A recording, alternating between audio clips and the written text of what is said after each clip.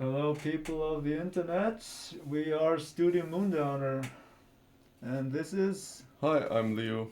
my co-founder, and I'm Kirin Kawai, and we're the founders of Studio Moondowner, and we want to present our game Afterthought. This is our submission for Summer Games Done Quick 2022, baby. All Yeehaw! right. This is Afterthought, and this is a game entirely modeled from scratch for the speedrun community. I hope you guys can appreciate it. And before we start, we want to go through a few mechanics to kind of explain why we're so confident in calling this a speedrun game. Start with the basics. We got a jump, we got a double jump, we got a wall jump, and the important thing here is we have blue objects in this game. Once they're crushed with the attack button, the player will get his jump back. So you can chain multiple double jumps. You can stay in the air for long if you want to, and once we'll get to it, you also have skills that you can use. In total, you will be able to take up to 3 skills at once from a choice of 5. Here, that was the dash, a really simple directional dash skill that can be used once in the air. Once a blue object is crushed, you will get it back. Important to note here, once you have all 3 skills active, it's possible for the player to stay airborne for a really long while and even clear entire levels without touching the floor. Alright, what's important to note here, this is not just the usual dash, directional dash. There's also much additional utility to it. So if the player dashes towards the floor tangentially, you can see the player will slide along. If you guys play Super Smash Bros. Melee, it's very akin to the wave dash from which it is inspired. As you can see, chaining multiple towards this actually makes the player already really fast. And what we got next then is the slide off, which is a slide off ledge, which will also reset your double jump and your skill usage, as well as stacking on momentum, which means if the player connects these, you will get faster and faster. Woo! And here we have a perfect clear of the tutorial. So here we have an important phrase. This is not a game about reaching the end. Afterthought is a game about reaching the end in a spectacular fashion. This is something we can hopefully show off today, and this marks the end of the tutorial. We hope we will have a spectacular speed run here. Today we will show off the category core levels plus bosses. We will split the run 50-50. Leo will make the first half. I will commentate, and then we will switch accordingly. So are we ready to start? Yes, I'm ready. 3, 2, 1, let's go! Woo! Alright, first of all, let's start structurally. This game is segmented into 8 worlds. Each world has its own art direction, music style, and especially level gimmick, which does affect gameplay a lot. We start here with simple world 1, which has essentially nothing since it's more of an introductionary thing, but we can see a new skill here, displace. Displace is a chain of teleports you can use. However, it's important to note the length of each teleport is dependent on your momentum, so as you can see, skills work harmoniously.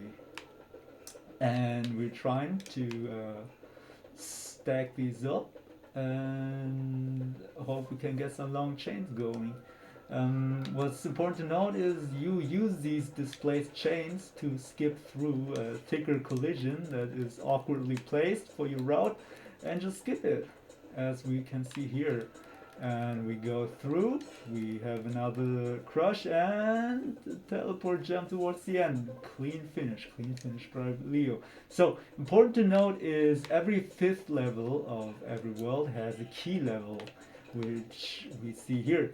Important to note about key levels is they have these yellow objects as you can see them, and we try to crush them. as the ending doesn't actually open up until you've crushed all four. And Leo managed to snipe some off screen, and we will explain the details later. And also, the next important thing to note, after every key level we reach a boss.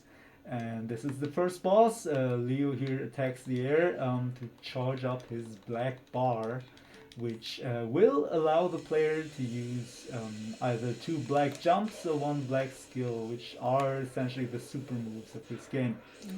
We will hope for a black jump, which Leo here prepared his black bar for, which allows the player to skip through these harmful lasers. And he got it. And we cleared the first phase, and it's on to the next phase. So what Leo does here is he's trying to charge through these phases, hopefully without getting hit by these lasers.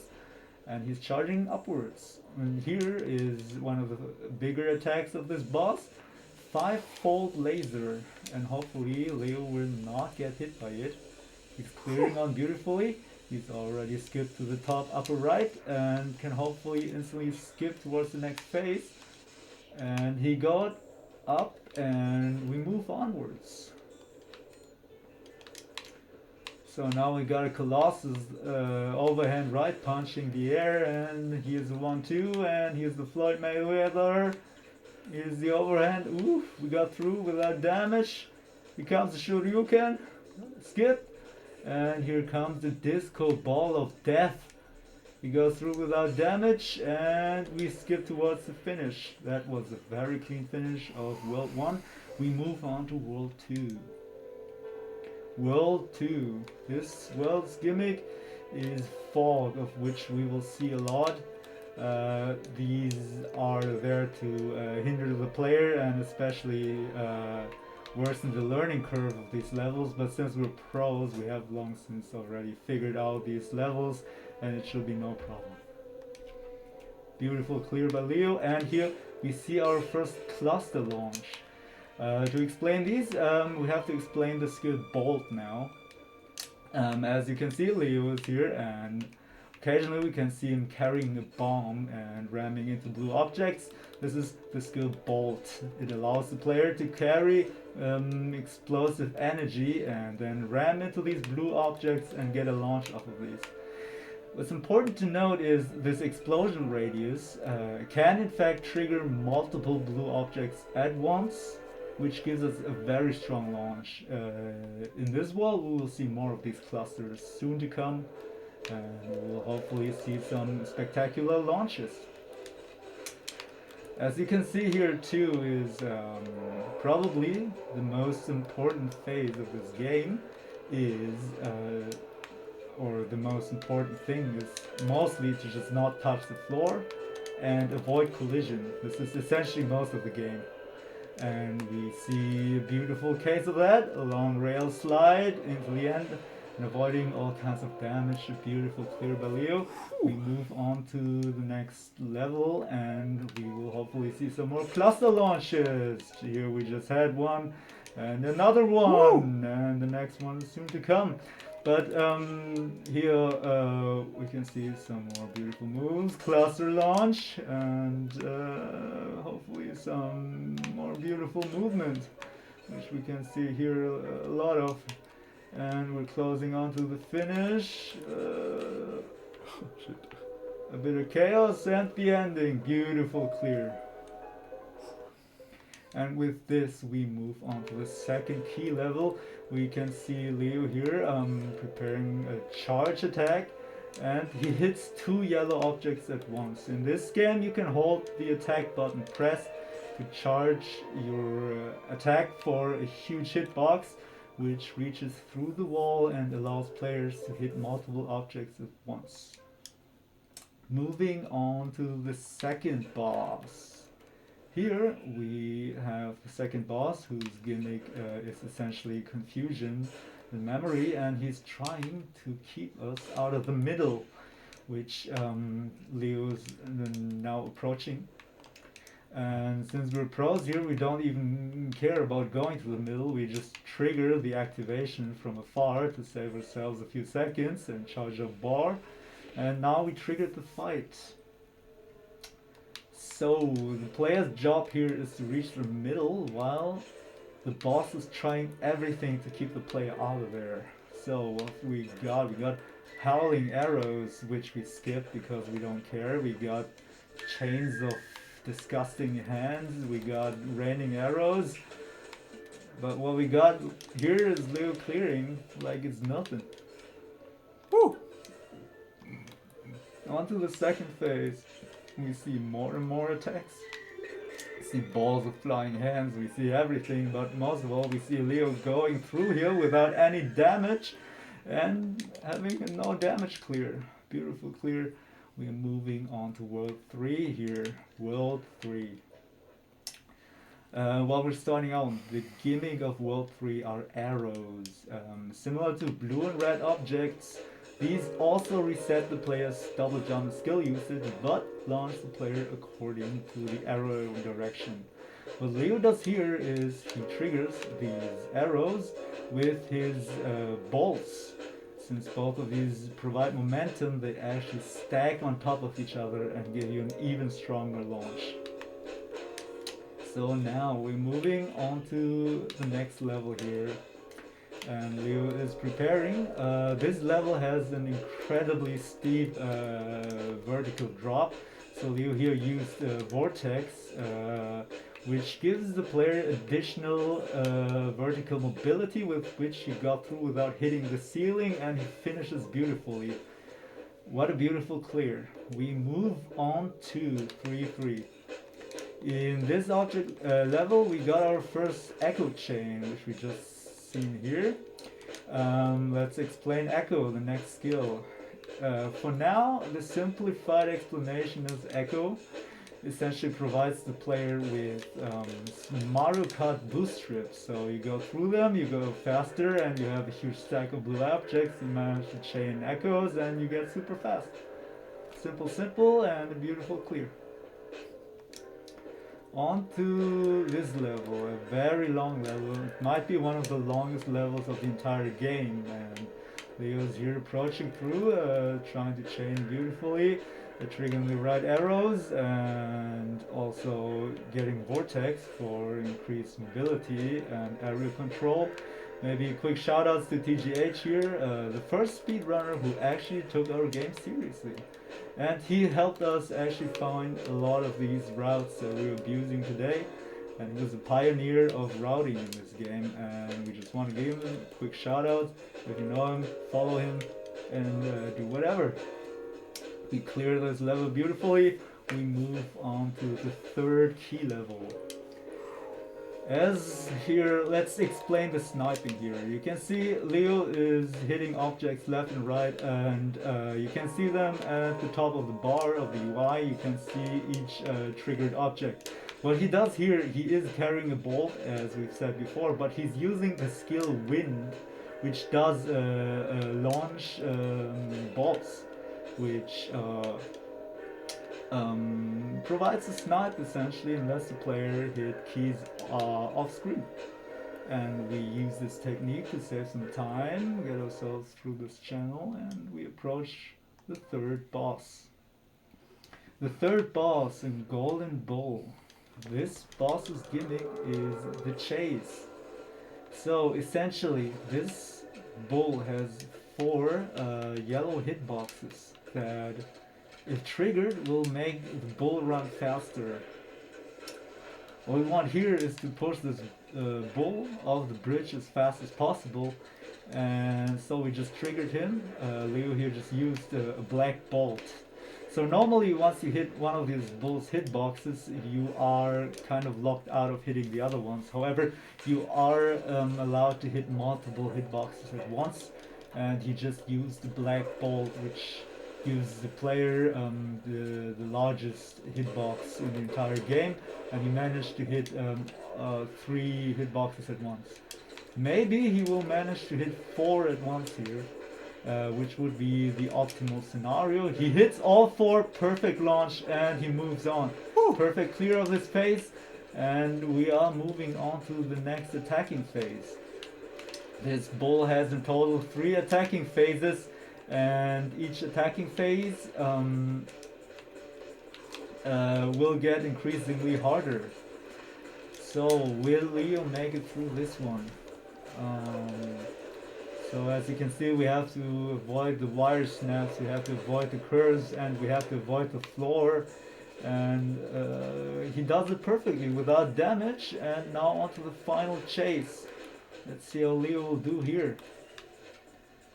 Is that a black ball? He hits 3, which is still good.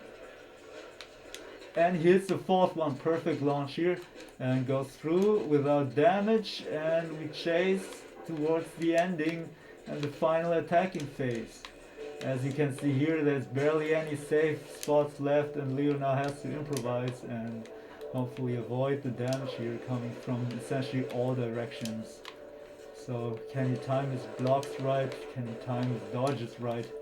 We got a block here, we got a skill reset there, another block, dash, and he goes through without damage again, and the ball falls towards the end, and Leo clears it. Very good clearing time. We move on to World 4, and we will show off the best slide off in the entire game. A long channel here that we stomp down, and a perfect slide off. We were talking about momentum conversion. Here was the longest tunnel in the game. Leo converts all that momentum sidewards, horizontally, and clears perfectly. First try, very quick finish. So let's explain this world gimmick. This world is all about frustration. So as you can see, there's zones that turn the player negative. These are zones that actually cancel skill usage. So in this level, the player often has to stand still to prepare launches through these zones, and so it's very frustrating. But Leo manages to clear through these without too much problem, but I can tell you what, once you're new to these levels, these are a nightmare. So what is the other gimmick? There are actually multiple zones in this game. The other kind of zone here, as you can see with these white streaks pulling down, are so-called gravity zones. They essentially do exactly what they tell you. So they make the player fall down faster, which also explains this super fast stomp in the beginning. But here Leo clears through, and because we're pros, we don't care about these zones and skip to the finish. Beautiful clear. And here we even have another even more terrifying combo.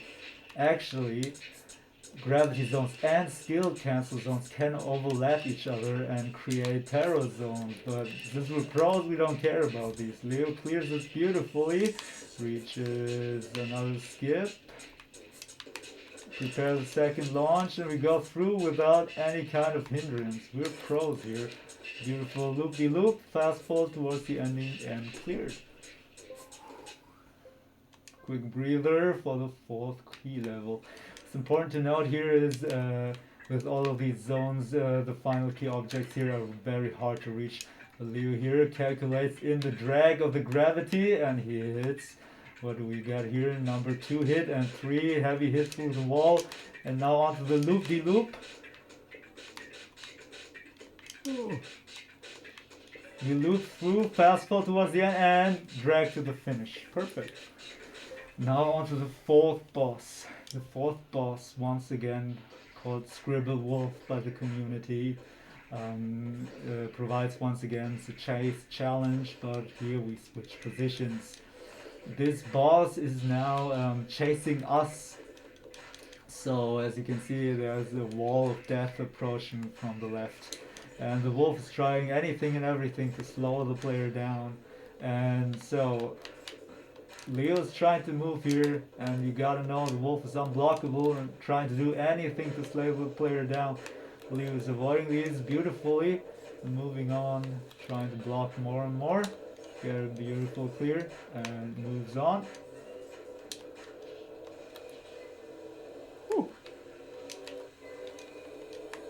As you can see here, these balls have a really strong gravity drag, but we stomp right through them because we don't care. Beautiful slide through without getting hit. Another jump, no hits, jump, jump, ooh. And through the gravity zone, avoid the wolf at the top. And we're closing in on the finish. Woo! Alright, this is where the level ends. Tap me in, Leo. Woo! Alright, alright, alright. Let's go. So that was my half of the game. Let's see how Kieran is performing now. Got a pretty good start. Let's see how far we can get. So now we're in the fifth world of the game. In this world, you see there are moving objects, and this makes things a bit harder because you cannot really calculate everything in here. So let's see. These moving objects, they can sometimes be good for us if they fly towards us in the right time, but right now they are not. So let's see. Another stomp to the end. A good finish. So, we're in the fifth world here. In this world, with all the light shows going on, there's a lot of visual noise, but we can navigate right through that, even with our masks. And yeah, let's go through that level. See how everything is going, if we can reach the top again. And yeah, as you can guess, if these objects are moving and you're sometimes missing your cycle, you just need to start all over again. So yeah, we need to improvise a lot, that we do not need to reset the level. Good improvisation here at the end, and now we're at the next level. So this level is interesting because here you have to go all the way up in the beginning, all the way down in the beginning, and go all the way back up again later. Use the very nice stomp and then slide, what we already explained earlier. See if we can convert some momentum here. Get going and go back up again. So yeah, third level of this world, cleaned again. Yeah, converting all the momentum towards the end. Very good. So this, the fourth level of the fifth world is pretty interesting because it's just like some kind of maze. There are so many routes that you could take here and paths that you could think about using. But we are just using displays and chain through everything because we are smart. And we do not care about routes or things like that. So we just chain right through the middle and get towards the end. That's how pros do it in this game. So now we're getting to the fifth key level. In this key level, you have to chase after the keys sometimes, if you do not get them with the right timing. Or you even need to completely reset if you miss them. That's why these levels are a bit harder actually to do. So let's see how far we can get here. Need a good launch to get this first key.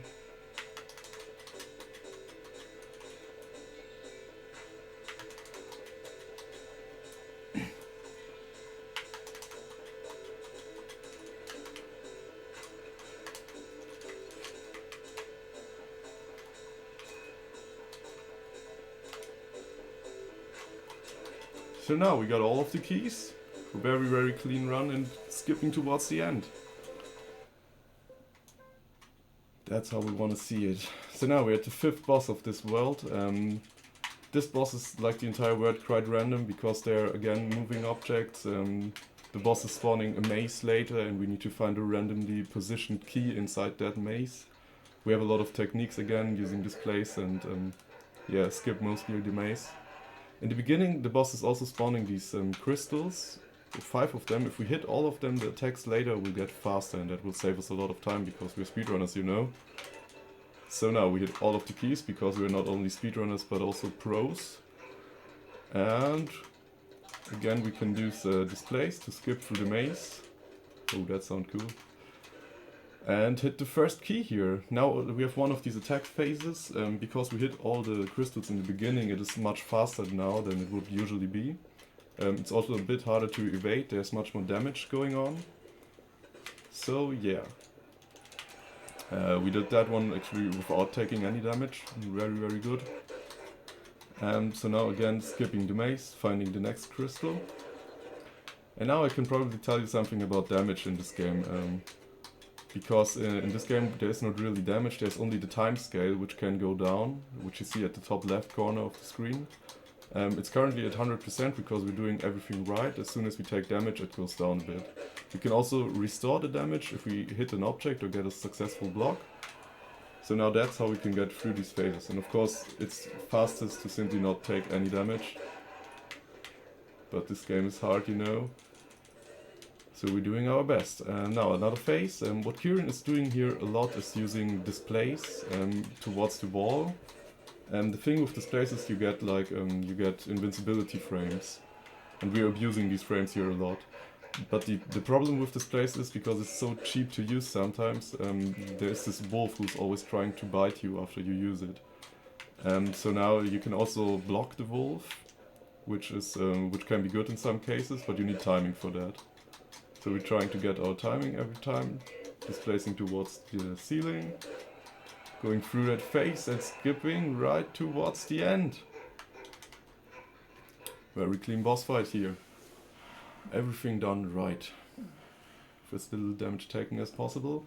Now moving on to the sixth world. In this world we have wind channels, which are very, very convenient for us now after all this randomness and trouble going on.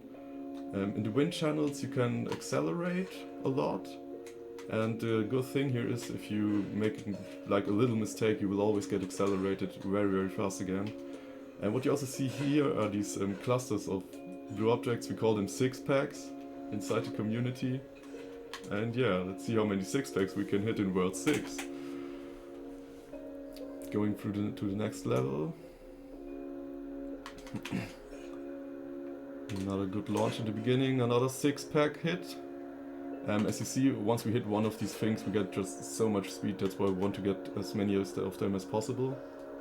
And we always need a bolt, of course, in our skill combo, which we're using a lot now. In the end, some acceleration, skipping towards the end. So this is the level with the most six-packs in the entire game. Woo! And another one. Woo! And another one. Yeah! Actually some really good run, no damage at all until now. And skip towards the end. Very good momentum conversion here. So as you can see, World 6 is a big contrast to the world before. It's now much more relaxing and there's not this rave going on. We can actually chill now. And now we're in the fourth level, which is also some expression of freedom because there's this channel with blue objects and you can use so many skills inside this channel and get so ridiculously fast. I mean, you see it, that's what freedom feels like in a video game. Now we're at the fifth key level of this world, in the sixth key level, fifth level of this world. In the key levels we usually can snipe the keys, but in this level we can simply snipe the wind channel, as you saw that, and hope that the key gets carried that the bolt gets carried towards the key. So now, as you can see at the top of the screen, we already hit 3 of these keys. And another six-pack. And skipping towards the end. The last key is hit. Very, very good run, very smooth. So the sixth world doesn't really have a gameplay boss. So now we're just closing in on the seventh world. You can check out the story of the game if you want to know about the sixth boss, of course. So in the seventh world, it's all about height. We want to get up there. We want to climb that mountain. Just pretend it's Celeste and yeah, get through this game. So now another good launch in the beginning, some improvisation done later to get us towards the end. And that's how you do it without even touching the floor. So that's how you climb mountains without touching the floor. Now, as you saw, a very, very strong launch in the beginning. In World 7 the interesting thing is always the launch because there are just infinitely many setups that you could think of for launching through the game. And yeah, we just got another level here done. very tight runs today. So now, as you can see here, the launch, there are so many like objects, you can use so many skills at once, and then you get this ridiculous speed that's sometimes hard to control. Yeah, that's how we do it. You see, that's why sometimes it's important in this game to reset and not just keep going, because if you get such a strong launch in the beginning, you can just, yeah, save so much time. See what we did now. Got through that level again, very clean. And yeah, as you can see, the height of these levels is always a bit more. Now we're in the 4th level and we need to go even higher. Climb that mountain again. But yeah, of course, speed is our friend if we're going upwards. And yeah, as you can see in this world, there are not so many objects anymore in the end. So you have to use a lot of skills to get there. This is actually one of my most favorite levels in the game, because you can fly through it so fluently with all the keys on your way. You see, I didn't even finish the sentence and Kieran hit all of the 4 keys. First try, baby! It was like 10 seconds. I'm very impressed. Okay, let's go. So this is the boss fight. We could label this fight as King of the Hill, because we're trying to get on a hill and someone else is already there and trying to get us away from there. So this guy is throwing so many attacks at us, really trying to push us off the mountain. You can see he's even using like this dragon thing. It's called a shishimai, a Chinese thing you might know from parades or something. He's using his sword, he's using like bullets and things like that. And now we actually got him again, another phase coming. Now we can see the strength of this place probably. Because this place chains can just be extended so long, and when you block that wolf you can even use it again, which gives you another real type of freedom here.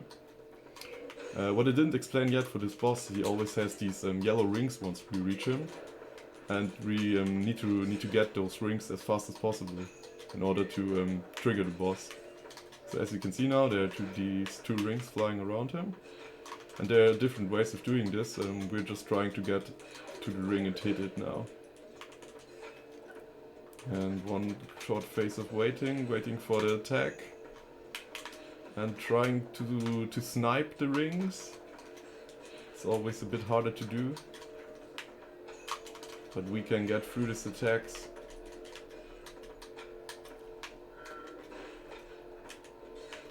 And a clean stomp, and now the last attack of this boss is coming, but we don't really care. We can just like avoid everything, we don't care about his story, we just jump above that guy and goodbye, Mr. Boss. Woo! Seems like we are the king of the hill now. Ha ha ha! Alright. So now we're closing in on the last world of this game, pretty close to the end.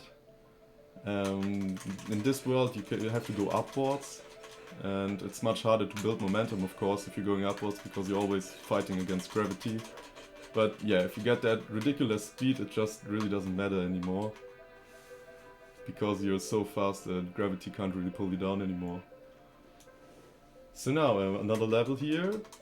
What we're doing here is a setup in the beginning to get a really strong launch. In this level you have like a straight line going to the top, and we're trying to hit that line while going there. Now some improvisation in the end again. Running out of skills in the end. So also if you're playing this world the first time, it might also feel like some kind of struggle to get up there. Because yeah, it's a hard game. And it's the last world. So in these levels you can see these grey zones, and these are like time warping zones. They make the time scale a bit faster or slower, and that can disturb you really a lot if you're doing a speedrun like we are trying today. Especially the inputs get also like destroyed a bit. Taking some time for a short reset here. Another strong launch. That skipped like half of the level. Very well done, and now trying to getting towards that narrow channel here upwards. Very good, very good. First try getting through the channel. Whew. Only some more levels. We got this. So now a really strong launch again in the beginning.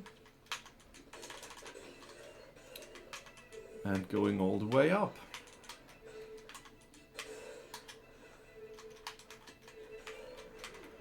You know, the thing with this game is some of these levels could be cleared in like 5 seconds, but the strategies that you would need for that are just so inconsistent, we would never use them on a real speedrun. Oh, we're waiting for the first crazy guy who's actually good enough to get them all at once. Oh, another very good launch to get us to the top. So this is actually one of the hardest parts in the entire game, getting to that little circle here without taking damage. Wow. Very impressive. So now this is the last key level, taking a deep breath, taking our time. You can hear the dramatic music, that's how we feel like right now. And in this level we have moving yellow objects. Sometimes, as you just saw, these objects can like run away from us. So now we have to wait an entire cycle. Oh no, have to wait another cycle. That's all calculated, and we got it. Now we have one last key remaining, as you can see on the top. Taking some short time for a reset again.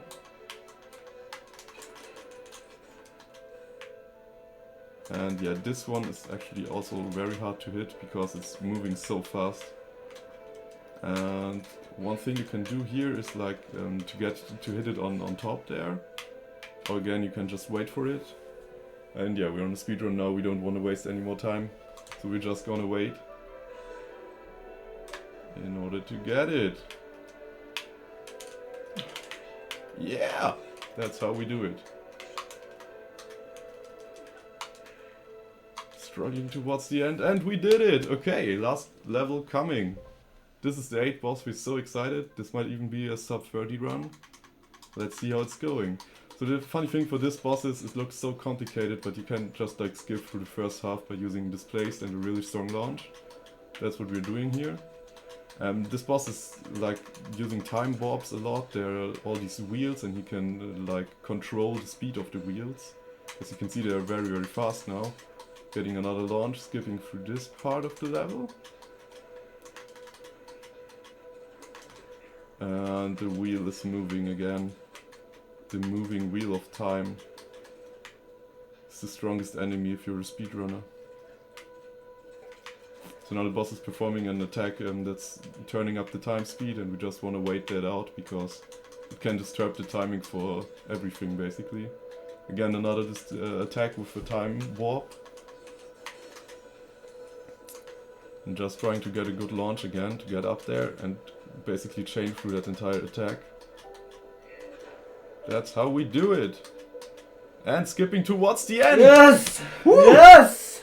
Sub 30! Alright, summer games done quick. Take us! 2022 Afterthought will be the year of Afterthought. My gosh, S-rank, this is what we're all about. Take us, this is A-rank gameplay. We're trying everything here, man. This is a game for the community. We do it for the people. Yeah.